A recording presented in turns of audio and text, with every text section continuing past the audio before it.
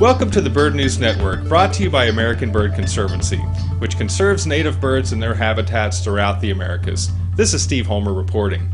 The northern spotted owl, a subspecies on the U.S. watch list of birds of highest conservation concern, was listed as threatened under the Endangered Species Act in 1990.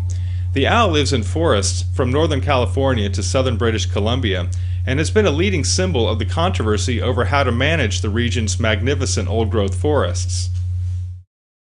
While some of the owl's habitat has been set aside for its protection under the Northwest Forest Plan, much of it remains at risk, and the species continues to decline at the rate of 4% per year. Scientists believe this is due to the past loss of 85% of the owl's historic habitat, continued logging of old-growth forest, and now the influx of the barred owl to the region, which is outcompeting the spotted owl for suitable habitats and reducing its breeding success. Dr. Dominic Della Sala, a scientist on the 2008 spotted owl recovery team, has more. Old-growth forests, in particular, are some of the most unique forests in the world.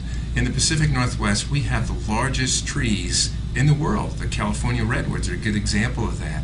And historically, those forests used to cover millions and millions of acres across the Northwest. And we have reduced them through logging to the last 10 to 15% of those forests. Every acre of old-growth forest, therefore, is important to the conservation not only of the northern spotted owl and the marbled murrelet, but hundreds of species, salmon, and also our drinking water supplies. Any plan to recover the owl or to protect habitat for the murrelet and the owl needs to start with protecting the remaining old-growth forest. Anything else is likely to cause the birds additional peril, which not only will lead to their decline, but the loss of an entire ecosystem.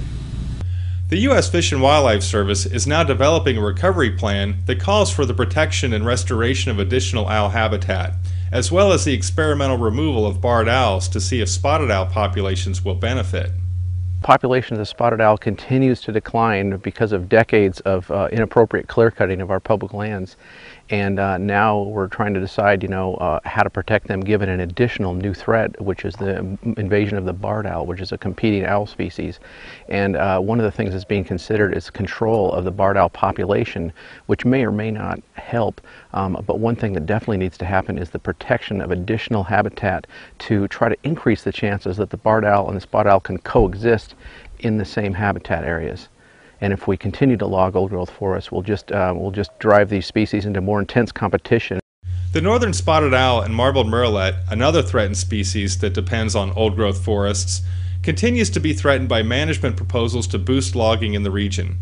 The Obama administration withdrew one such plan, the Western Oregon Plan revisions, saying it wasn't legally defensible, but a timber industry lawsuit has brought it back into effect. Looking ahead, the administration needs to fend off pressure to log the big old trees and focus instead on creating jobs by restoring wildlife habitat and harvesting younger forests.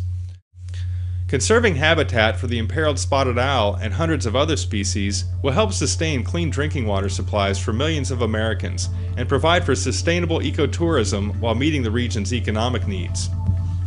For more information on this and other bird conservation issues, please see American Bird Conservancy's website at abcbirds.org.